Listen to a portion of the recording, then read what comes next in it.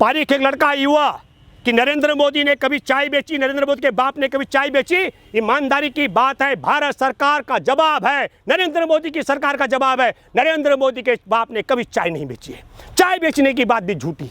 नरेंद्र मोदी ने किसके साथ डिग्री ली, किसने मोदी को डिग्री दी, ये बात भी झूठी। आप समझ लीजिएगा, ये व्यक्ति चुपके से पाकिस्तान गया, पैसा जुटाने के लिए लाल किला बेच चुकी है, रेलवे बेच रही है, इंडियन एयरलाइंस बेच रही है, LIC को बेच रही है, बैंकों को बेच रही है, भारत हेवी इलेक्ट्रिकल को बेच रही है, गैस अथॉरिटी ऑफ इंडिया को बेच रही है, स्टील अथॉरिटी ऑफ इंडिया को बेच रही है और इसरो को बेचने की तैयारी है। और क्या कह रहे हैं प्रधानमंत्री, हमने निजी सेक्टर के लिए सब कुछ खोल दिया। मैं आपको बताना चाहता हूँ निजी सेक्टर क्या होता है। हम भारत के लोग चीन के खिलाफ हैं।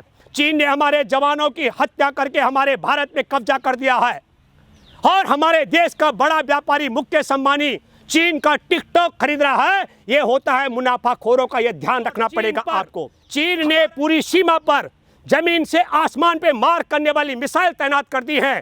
तो यदि नरेंद्र मोदी को यह ज्ञान नहीं है तो देश के साथ इससे बड़ा दुर्भाग्य कुछ हो नहीं सकता। और यदि नरेंद्र मोदी को सब ज्ञान है और वह मूर्ख इन सब चीजों से निश्चिंत हो करके मोर को दाना खिला करके ध्यान भटकाने का खेल कर रहा है, तब भी ये हमारे देश के साथ बड़ी गद्दारी है। देखिए, मैं आपको ये जो पूरा RBI ने तो अब बोला है, इसको थोड़ा समझना पड़ेगा भारत के कोरोना की क्रोनोलॉजी को। भारत में जिस दिन 550 मामले थे 24 मार्च को, उस दिन पूरे देश में रेल, बस, वायु सेवा, तमाम उद्योग, व्यापार, बाजार सब बंद कर दिए गए। और जब भारत में 1 जून को मामले 2 लाख से ज़्यादा उजागर हो गए, 5000 से ज़्यादा लोगों की कोरोना से मौत हो गई, तो अनलॉक 1 शुरू किया गया। जब आपने देखोगे 1 जुलाई को कोरोना के कारण प्रभावित लोगों की संख्या 6 लाख से ज़्यादा हो चुकी थी। और आपने ये भी देखा होगा कि 17,000 से ज़्यादा लोगों को कोरोना संक्रमण से उनकी मौत होने की बात कबूली गई थी। अनलॉक 2 शुरू हुआ। अनलॉक 3 का मामला 1 अगस्त को, जिस दिन 17 लाख लोग कोरोना की चपेट में आ चुके थे और 35,000 से ज़्यादा लोग कोरोना की मौत मर चुके थे, ऐसा बताया जा रहा है। उसके बाद अनलॉक 3 कर दिया गया। एक भी इंसान भारत में सड़कों पर तड़पता हुआ नहीं मरता हुआ देखा होगा आपने। अब मैं ये कहना चाहता हूं कि RBI जो आज बात कर रहा है, मोनू जी, हमारे देश की संसदीय समिति है राज्यसभा की, उसमें भारत सरकार ने कह दिया 10 करोड़ नौकरी पेशा लोगों की नौकरी चली गई। 10 करोड़। हमारे देश के उद्योगों में 15 लाख करोड़ रुपए का नुकसान हो चुका है। हमारे देश का पर्यटक उद्योग चौपट हो चुका है। कोई होटल इंडस्ट्री को आप जाकर देखें, पूरा खत्म हो चुका है। हमारे देश में व्यापारी और किसानों की और बेरोजगारों की आत्महत्या का सिलसिला बिल्कुल नहीं रुक रहा है। हमारे देश में विकास दर नेपाल, बांग्लादेश और पाकिस्तान से नीचे जा चुकी है। तब ऐसी दशा में, और यही नहीं, सरकारी संस्थानों से, रेलवे से लोगों को जबरन निकाला जा रहा है। तमाम रेलवे कर्मचारी बीच में आपने देखा होगा हड़ताल पर रहे हैं। अब हो क्या रहा है, भारत में प्रधानमंत्री नरेंद्र मोदी संघ की सरकार पैसा जुटाने के लिए लाल किला बेच चुकी है, रेलवे बेच रही है, इंडियन एयरलाइंस बेच रही है, LIC को बेच रही है, बैंकों को बेच रही है, भारत हेवी इलेक्ट्रिकल को बेच रही है, गैस अथॉरिटी ऑफ इंडिया को बेच रही है, स्टील अथॉरिटी ऑफ इंडिया को बेच रही है और इसरो को बेचने की तैयारी है। और क्या कह रहे हैं प्रधानमंत्री, हमने निजी सेक्टर के लिए सब कुछ खोल दिया। मैं आपको बताना चाहता हूं निजी सेक्टर क्या होता है। हम भारत के लोग चीन के खिलाफ हैं।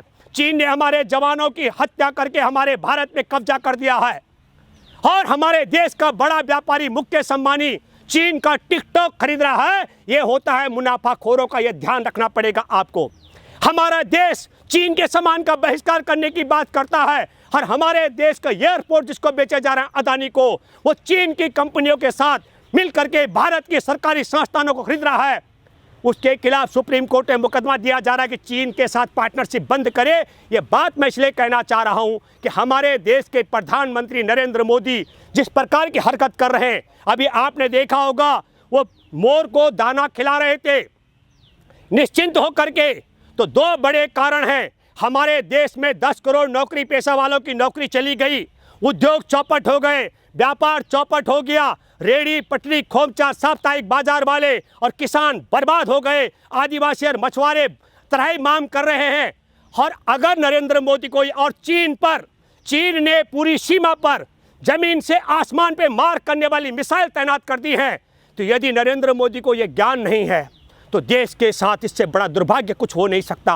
और यदि नरेंद्र मोदी को यह सब ज्ञान है और वह मूर्ख इन सब चीज़ों से निश्चिंत हो करके मोर को दाना खिला करके ध्यान भटकाने का खेल कर रहा है, तब भी ये हमारे देश के साथ बड़ी गद्दारी है। देखिए, मैं आपको बताता हूँ, हमारे देश के प्रधानमंत्री ने कभी सच बोला? प्रधानमंत्री ने कहा था मैं 15-15 लाख रुपए दूंगा, देशवासी किसी को मिला? प्रधानमंत्री ने कहा मैं विदेश में जमा काला धन भारत लेकर आऊं, कभी लेकर आया? प्रधानमंत्री ने कहा हर साल 2 करोड़ लोगों को रोजगार दूंगा, 14 करोड़ लोगों का रोजगार छीन चुका है, 14 करोड़ लोगों का देने की बजाय रोजगार छीन लिया। प्रधानमंत्री ने कहा कि मैं लाल आंख दिखाऊंगा चीन को। चीन ने भारत में घुसकर 45 साल बाद हमारे देश के पहली बार भारत के बहादुर जवानों की पीट कर हत्या कर डाली और हमारे देश में सरकारी संस्थानों को नीलाम किया जा रहा है और रेलवे से जबरदस्ती लोगों को घर भेजा जा रहा है और नरेंद्र मोदी नौकरी देने की बात कर रहा है। अभी आपको पता है हमारा बिहार आसाम बाढ़ में फंसा हुआ है, देश में कोरोना काल चल रहा है, रेलें बंद हैं, बसें कम चल रही हैं और देश के लाखों छात्रों से कहा जा रहा है हम आपका परीक्षा लेंगे, जरूर आपको परीक्षा देनी पड़ेगी, आपका 1 साल खराब हो जाएगा। यही नालायक बोलते हैं, इन्होंने ही देश को कोरोना का खौफ दिखाया। मोदी ने बोला था कोरोना की कोई दवा नहीं है, कोई उपचार नहीं है, और अब कोरोना के काल में सब कुछ तबाह हो गया, कह रहे हैं हम सबकी इकट्ठी परीक्षा लेंगे। ये बहुत बड़ा धोखा और नाटक है। सबसे पहले मोदी को ये पूछिए। मैं एक और बात बताता हूँ, आरटीआई लगाई एक ने, पारिक एक लड़का युवा, कि नरेंद्र मोदी ने कभी चाय बेची, नरेंद्र मोदी के बाप ने कभी चाय बेची? ईमानदारी की बात है, भारत सरकार का जवाब है, नरेंद्र मोदी की सरकार का जवाब है, नरेंद्र मोदी के बाप ने कभी चाय नहीं बेची है। चाय बेचने की बात भी झूठी। नरेंद्र मोदी ने किसके साथ डिग्री ली, किसने मोदी को डिग्री दी, ये बात भी झूठी। आप समझ लीजिएगा, ये व्यक्ति चुपके से पाकिस्तान गया, इसने नहीं तो क्या जी एग्जाम कराना कहाँ गलत लगता है आपको? मैं इसलिए कह रहा हूँ, रेल सेवा नहीं चल रही है, लाखों बच्चे कैसे पहुंचेंगे एग्जाम के स्थल तक? बस सेवाएं नहीं चल रही हैं, कोरोना का डर है। वो इकट्ठे बच्चे लाखों की संख्या में, लाखों लाख की संख्या में 300, 400, 500, 700 किलोमीटर आपकी रेल सेवा नहीं चल रही है, बसें नहीं चल रही हैं, प्राइवेट बसें 7-7 हज़ार रुपये का किराया वसूल रही हैं। एक और दूसरी बात ये, जब आपने कह दिया कोरोना से मर सकते हैं और मर भी सकते होंगे, क्योंकि आपके 2 मंत्री अभी कमला जी और चेतन चौहान का उत्तर प्रदेश में देहांत हो गया, वो पता नहीं देने की बात कर रहे हैं। हाँ। कह रहे इक्विपमेंट हम दे रहे हैं, सारी सुरक्षा मुहैया कराएंगे, सैनिटाइजर देंगे, ग्लव्स लगा के देना होगा। तो एग्जाम के जितने भी गाइडलाइन है उसके तहत वो बता रहे हैं एग्जाम कराने के लिए, तकलीफ कहाँ फिर हो रही है? अच्छा, आपने जो सवाल किया मोनू जी, मैं आपसे देशवासियों से, नरेंद्र मोदी से सवाल करता हूँ। कोरोना हमारे देश का रोग नहीं है, कोरोना चीन में था। जो मूर्ख और गद्दार सरकार चीन से कोरोना को भारत में आने से नहीं रोक पाई, और अब पूरे भारत के अंदर अकेले राजधानी दिल्ली का सीरो सर्वे है, 59 लाख लोगों को कोरोना हुआ, वो कोरोना से ठीक हो गए, और 1,60,000 लोग और हैं।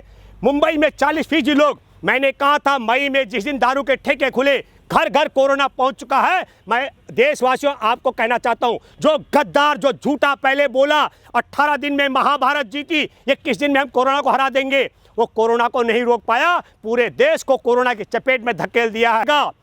कमलनाथ की सरकार गिरा करके 24 मार्च को ताला लगता है भारत में, और राम मंदिर के शिलान्यास से 4 दिन पहले ताला खुलता है। इस क्रोनोलॉजी को भी आप समझिए, कोरोना है कि नहीं, पर कोरोना की आड़ में क्रोनोलॉजी तो जरूर है। लेकिन मैं ये कहना चाहता हूँ, ये एक षड्यंत्र है। क्यों नहीं रेलें शुरू की जा रही है, क्यों नहीं बस सेवा उपलब्ध कराई जा रही है?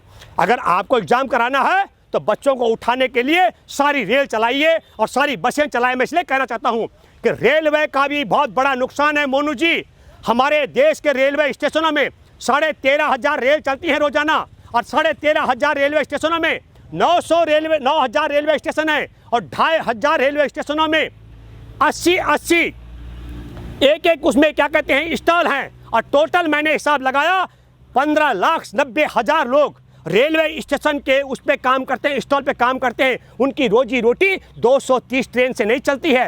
तो सारी रेल चलाओगे, रेलवे चलने से हमारे देश का कारोबार भी खुलेगा, और हमारे देश के लाखों लाख बच्चे पेपर देने के लिए, टेस्ट देने के लिए, एग्ज़ाम देने के लिए भी ईमानदारी के साथ में पहुंच सकते हैं और निश्चिंत होकर पहुंच सकते हैं। आप वो व्यवस्था भी नहीं कर रहे, आप रेल नहीं चला रहे, बस नहीं चला रहे और तारीख आप नहीं बढ़ा रहे और कोरोना आप नहीं रोक पा रहे हैं। तो ये सब क्रोनोलॉजी को आपको समझना पड़ेगा। आखिरी बात करके मैं ख़त्म करता हूँ। नरेंद्र मोदी की सरकार ने कहा कि भारत को आत्मनिर्भर बनाने के लिए हमने 20 लाख करोड़ रुपए का बजट का आवंटन किया। हमारे देश के अंदर मैंने हिसाब लगाया 25 करोड़ परिवार हैं और एक एक परिवार के हिस्से 80-80 हज़ार रुपए आता है। पूरे देशवासियों से मेरा आग्रह है, जिनको नरेंद्र मोदी की सरकार 80 हज़ार रुपए जिस परिवार तक पहुंचा चुकी हो उसको मैं बधाई देना चाहता हूं। और जिन परिवारों के पास 20 लाख करोड़ में अपना 80 हज़ार रुपए का हिस्सा नहीं आया हो, वो सब लोग, नरेंद्र मोदी की सरकार यदि 80 हज़ार रुपए आपका हिस्सा नहीं देती है तो बहिष्कार करो इस मूर्ख और झूठ बोलने वाली सरकार का। धन्यवाद। जय हिंद, जय भारत।